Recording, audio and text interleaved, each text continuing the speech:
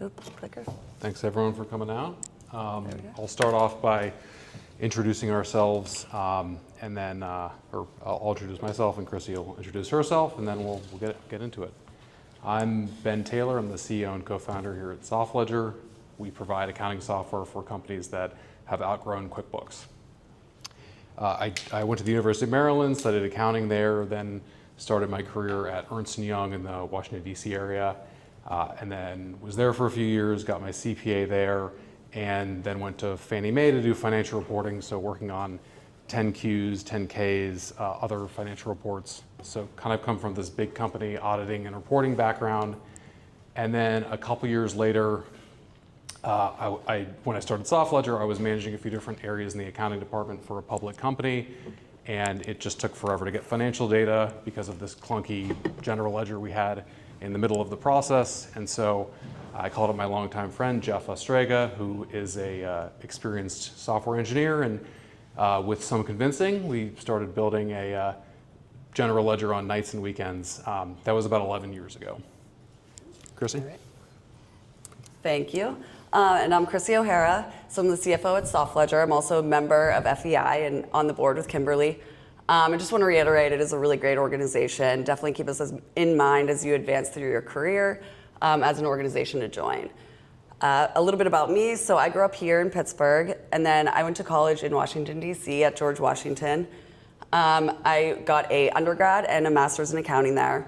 Then I started my career at Ernst & Young in public audit before taking a role at Fannie Mae. So both me and Ben worked at UI together and Fannie Mae together before doing SoftLedger together. We are also married, so there is a lot of collaboration happening right here. So after Fannie Mae, we moved to Chicago, and I worked at a hedge fund called Citadel. While there, I got my MBA from Northwestern with a concentration in finance. Then when we got our first investor in California, we moved out there, and I worked at a real estate company for those 5 years, so I was the VP of finance. Then when we were heading back to Pittsburgh, I took a role as the head of finance at a company called Darwin Homes, which was a real estate startup. While there, we got bought by Pagaya, so I was kind of part of that deal. Pagaya is a financial services company, publicly traded. So after the acquisition, I stayed on for a little bit and worked there as well. And now I'm at SoftLedger full time. So I've always been the CFO, but the first 7 or 8 years, I was moonlighting, I was having a second job. Since in a marriage, it's good to have one steady stream of income. So yeah, but now we've been stabilized for a few years, and we're in a good place financially, so it kind of gave me the opportunity to go full time at SoftLedger. All right, let's get into what we're talking about today. So first, Ben will go through the background of our company, just give you a little bit more information about us and SoftLedger. Next, we'll talk about getting off the ground. How do you start a business? I'll then go through metrics to track your growth and financial health. Then we'll pop back over to seed funding and some later stage growth. And finally, we'll talk about the 3 critical elements of every successful startup. There you go. Okay. All right, thanks, Chrissy. Okay, so try to go through this timeline quickly from 2015 to today. So April 2015, I was in this accounting department for a public company, took forever to get the financials, had decided there had to be a better way, and so that's when Jeff and I got started on working on SoftLedger. We did that for about 1.5 years before getting accepted into Mucker Lab, which is a startup accelerator in Santa Monica, California. So we packed up and moved across the country, showed up in our investor's office and figured, we'd made it. But of course, we realized at that point how hard it was to actually sell the product. And so we spent about 10 months selling before we got our first customer, which was a company that was going bankrupt and just needed a place to stick their data. But 1 customer became 2 customers, became 3, and then we kind of grew from there. In August of 2018, we had about 5 customers, didn't really have initial traction, I'd say, but we had identified this niche in there was no accounting software for companies using crypto in their operations, so we decided to focus on crypto, and we went through another startup accelerator, Acceleprise, in San Francisco to do that. That led to some investment. We got by the end of 2018, we had about 10 customers, and then we kind of just pounded the pavement and grew from there over the next couple of years. We were at about We had hired 2 employees by the time we raised our seed round in June of 2021, which that closed, and our first child was born within about a week of each other. So that was June 2021 was a pretty big month. Then a couple months later, we closed our largest ever deal, which was an embedded software deal, multi-million-dollar deal. Great validation, obviously great, came with some money that helped, support us over the coming years. That was a big milestone for us. And then in about a year after that, in August of 2022, we relocated to Pittsburgh. Originally from the East Coast, Jeff had actually moved to Baltimore earlier in the year, and I'm from the DC area, Chrissy's from here. We both love Pittsburgh, and it's a great place to grow a business, so we relocated ourselves and the company here. And then that turned out to be remarkably true, because in June of 2024, we finished our first fiscal year of being cash flow positive and profitable. And then fast forward to today, we serve over 2,000 organizations in more than 50 countries, and we're still growing efficiently and cash flow positive. Okay, so getting off the ground. So first step, how do you get started? You could just draw out what this thing is, what you think this thing is that you're building. That's what we did to start. I just drew on printer paper what I thought this software should look like. You could develop a business plan. You can, regardless of what you do, if you just start talking about it to people and explaining it, that's a really good way. Your idea is probably not quite right out of the gate, and the more you talk about it and build, you'll know and you'll iterate. You can do this on nights and weekends too. We did it for about a year and a half before we went full time when we got our first investment.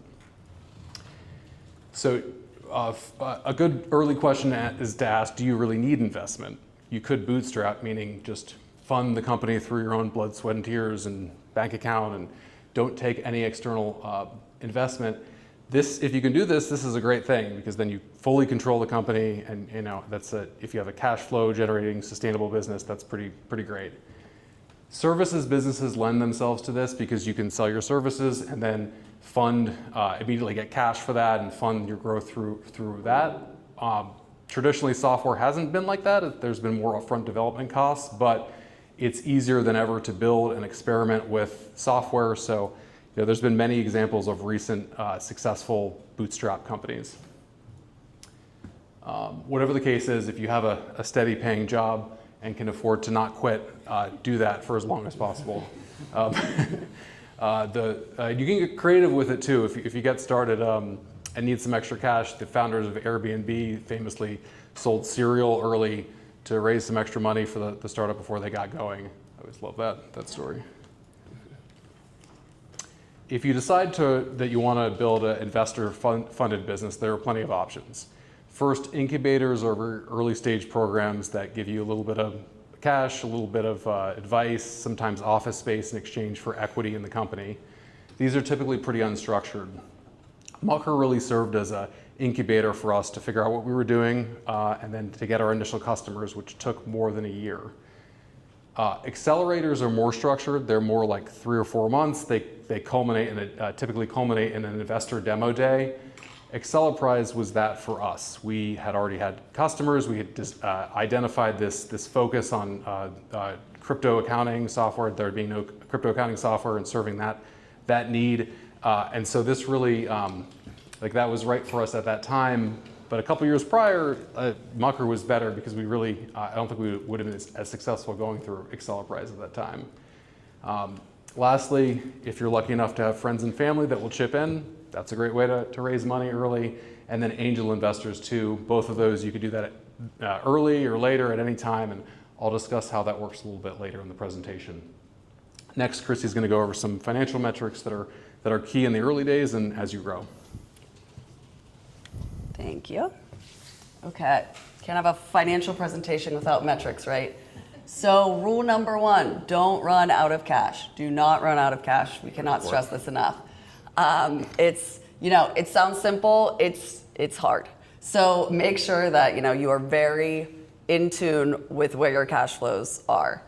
Our original forecast file from back in the day, I always had this top line that just said months left until we run out of cash. It's like a calculated field. It's the first thing I saw when I opened it, highlighted it. It's very important. Do not run out of cash.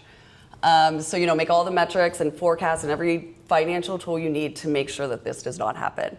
Having a detailed cash forecast will allow you to make the right decisions for your company today.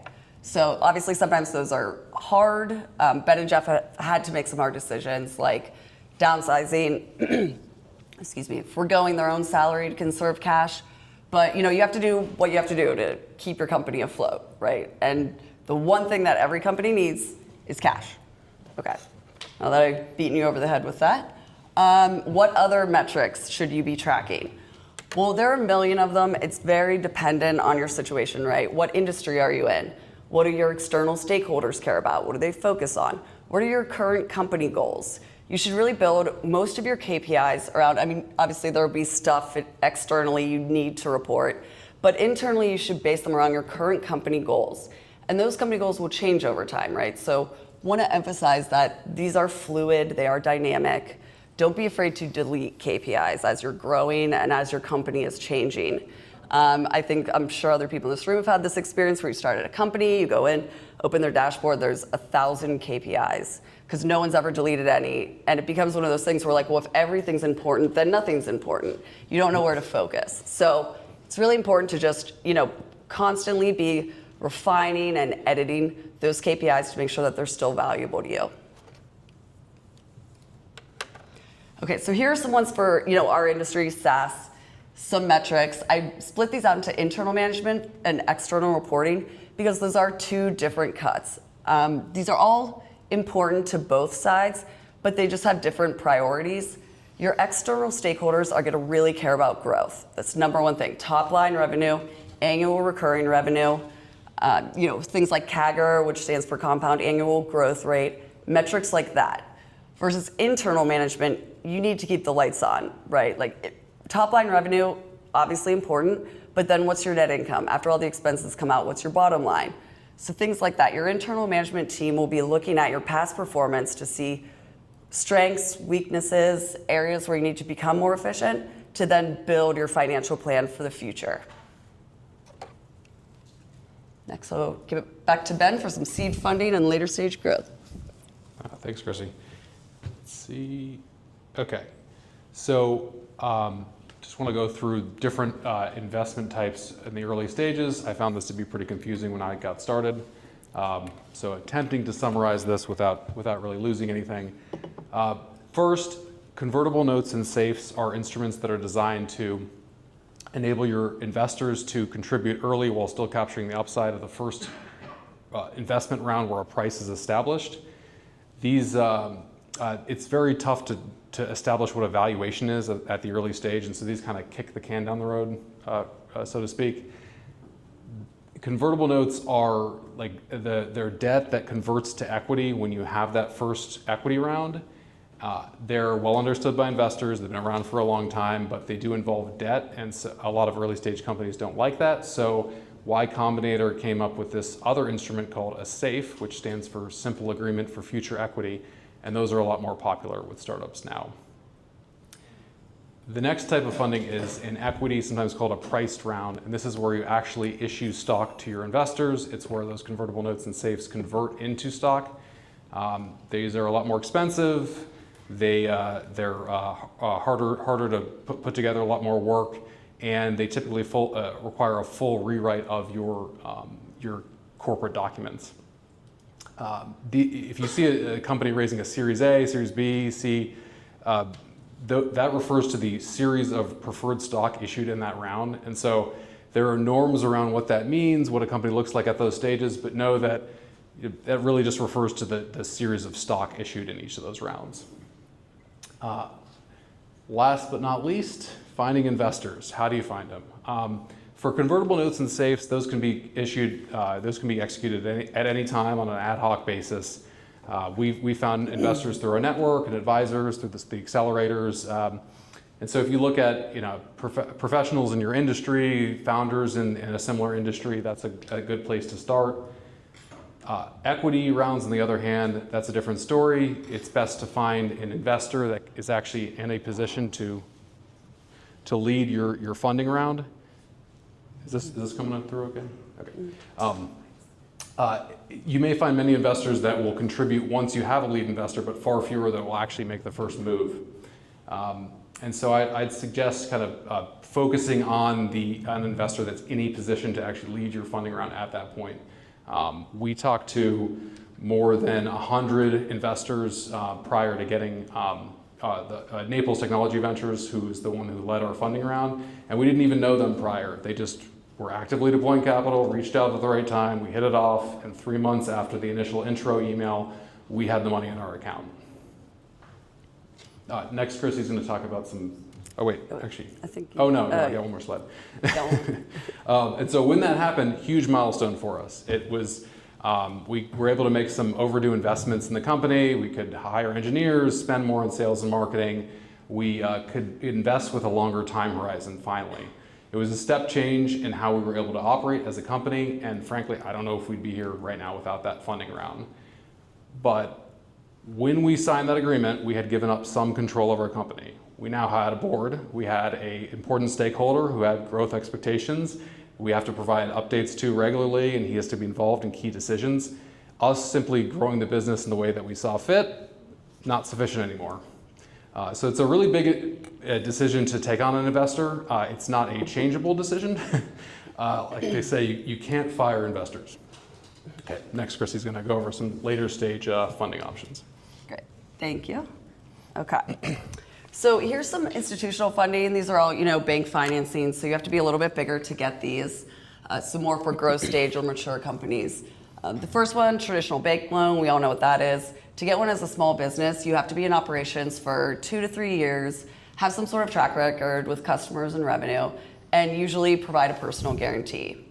The second one, revenue-based financing, similar to traditional loan, except it offers more flexibility in when your payments are, so you can time them with when you're recognizing revenue and collecting cash from customers. Because of that flexibility, it does have a slightly higher interest expense, but it is popular when people are first getting started and their cash flows are kind of lumpy. The third one, lines of credit. This is my favorite one, but definitely for more, mature companies, because you do need some sort of current assets on your balance sheet to collateralize the line. But how they work is you might get a $10 million line of credit, and then you're not paying any interest until you actually draw down on the line. So you might have a small project you need funds for, something like that, and draw down $1 million. You're only paying interest on that $1 million for the time you have it outstanding, and then you can just kind of pay it back whenever. So it's a good safety net. Last is venture debt, which is very specific to startups because it only is available if you've done an equity round. So what happens is a bank that caters to startups will offer to give you between 20 and 40% of the amount of money that you raised in the round. So let's say you just raised $10 million. They might offer you $3 million in venture debt. And the interest expense is relatively lower because it comes with an equity component. There's a common stock warrant attached to it that if there's a liquidating event or an IPO, something like that, then the bank will owe shares in your company. So, it's about, it's small, but not nothing. They're usually around 0.25%. So, it is, they get that upside, and that's why the interest expense is a little bit more favorable. Okay, mature stage funding. What most people talk about with startups, the exit. Right, so first, let's talk about no exit. It is possible to not have an IPO or get acquired. You can just start a company, grow it, make it profitable. Your heirs inherit it, and you have generational wealth. Great. So don't ever forget about that option. Second, IPO. Obviously, this is the one that everyone knows. It's kind of the gold star, right, for startups. You have to be pretty large. You got to still be really fast growing, and all the market conditions have to align, which, that last part is not really in your control. So IPOs are very hard to come by. So, if the stars align, great, but you shouldn't really count on that one. Much more common is an acquisition or a JV or a merger. Now, these can be either strategic or private equity non-strategic. A non-strategic acquisition would look more like kind of predictable. They're actually buying you to be a portfolio company, so they're going to look at your financial statements and do a pretty predictable valuation. Whereas a strategic partner will be looking at your product, your IP. So that one, they might not care if you're as big and all that kind of stuff. So one last thing, on the acquisition, these, even though they're more common than IPOs, they still usually don't go through, right? Like over the years, we've had, I don't know, 12 to 15 offers to buy our company, ranging from not so serious to maybe serious, but every single one of them has fallen through. So it can really fall apart at any stage in the process, and you just kind of have to be prepared for that, take it in stride, and move forward. As we always say, it's like a good acquisition deal always goes through. So if it doesn't go through, it wasn't meant to be, it wouldn't have been a good partnership for you, and you just gotta kind of keep moving. Okay, lastly, the 3 critical elements of every successful startup. Identified a problem, created a solution, and passionate founders. So I feel like the first one is probably the hardest one, and where people get most tripped up is identified a problem. Being out in California, around Silicon Valley, and a lot of entrepreneurs, we saw a lot of programs and softwares that were really neat, they were very cool, but they didn't really solve a problem in the marketplace or fill a void in the marketplace. And with that, you run the risk of people liking your product, but not actually wanting to pay for your product.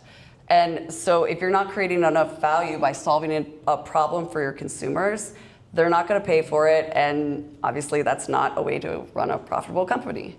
Number 2, created a solution.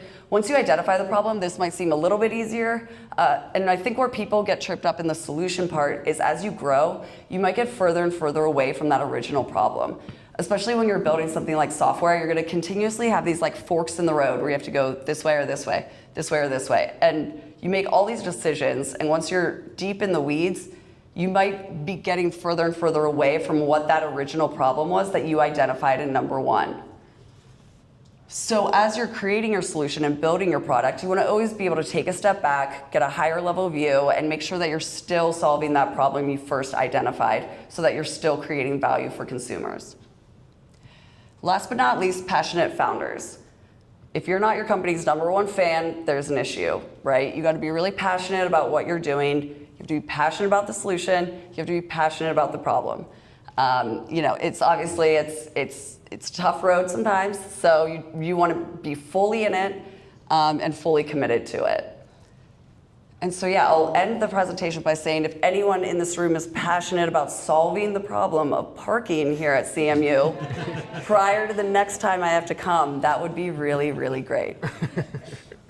Thank you. And with that, hand it back to Kimberly.